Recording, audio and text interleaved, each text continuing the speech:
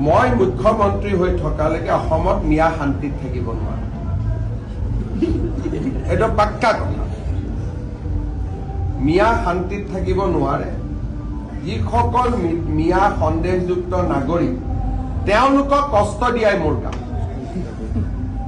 গতিকে কষ্ট পাই থাকিব, এনেকে সাংবাদিকৰ আগতে দুখ প্ৰকাশ কৰি থাকিব, বাকী ৰাস্তা নাই। গোৱালপাৰাত হৈ গ'ল, দুই এদিনতে নগাঁৱত ইলেকশ্যন, দুই এদিনতে। যিমানে এটা ষ্টেটমেণ্ট বেছি দিব সিমানে ইলেকশ্যন হ'ব।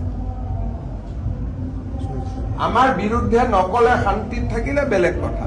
সন্দেহযুক্ত মিয়াৰ কোনো শান্তি নাই অসমত। মই মুখ্যমন্ত্ৰী থকালৈকে মোৰ ঘৰত আহিলেও শান্তি নাই, জুবিনৰ সমাধিত গ'লেও শান্তি নাই, গৌৰৱ গগৈৰ মিটিঙত গ'লেও শান্তি নাই, ৰকিবুল হুছেইনৰ মিটিঙত গ'লেও শান্তি নাই। মুঠতে মিয়াৰ শান্তি নহ'ব। মিয়াৰ শান্তি পোৱাৰ এটাই ৰাস্তা, মোক মুখ্যমন্ত্ৰী